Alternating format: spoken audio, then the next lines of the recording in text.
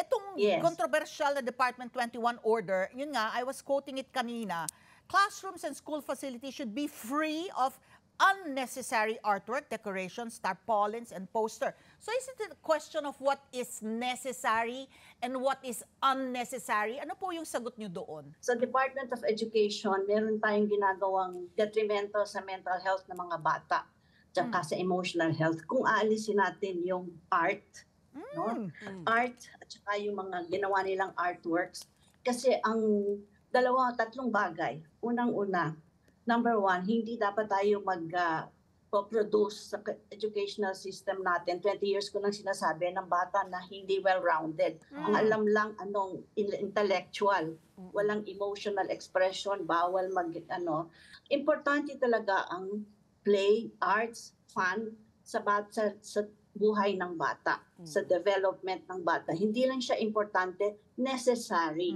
Kasi kung ang bata walang fun, yung mga poster dyan, yung kanilang mga artwork, wala silang mga art, hindi binibigyan ng value ang art, we will have children who are robots. Pero hindi lang yun. Hindi sila makaka-develop ng mental health, ang emotional health nila will suffer and they will not be resilient. The point of contention here, the debate, is whether or not it's going to be up nandun na sa dingding ng mga classroom. So is there even a debate? Kasi iba talaga dapat. Yes. Hindi dapat bare walls lang sa learning para, sabi nga ni VP Sara, di ba?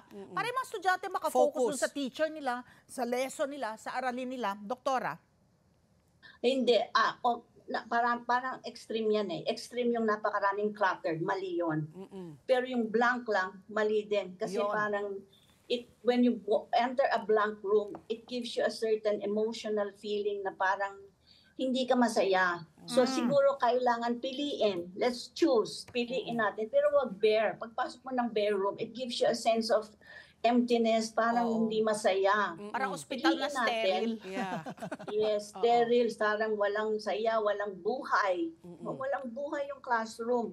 Piliin na lang natin kasi may mga classroom ako nakita, mayroong magandang painting, tapos mayroong nakalagay na mga saying na maganda para sa bata.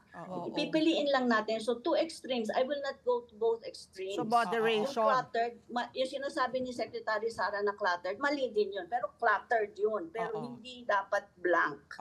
You mentioned earlier that there's going to be a meeting, like a conference regarding this.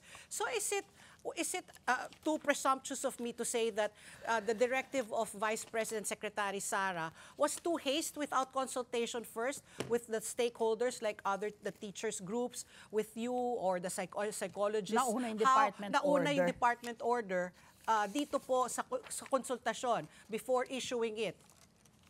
Definitely. I will say it very bravely na hindi dapat ganon bigla. Because the future of our children, how many millions of children will be affected?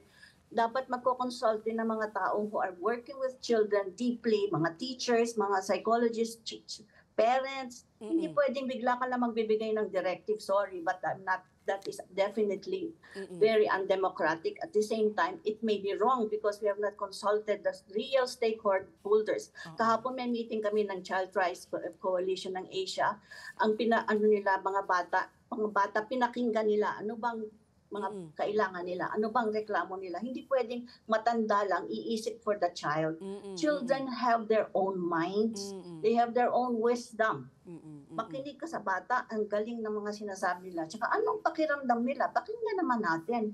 That's child participation. Huwag tayong bilang magbigay ng rule na hindi man natin insulta. Hindi lang teachers, hindi lang parents, pati ang mga bata. Yeah. Hindi naman walang isip yan eh. There's no such thing as tabula rasa.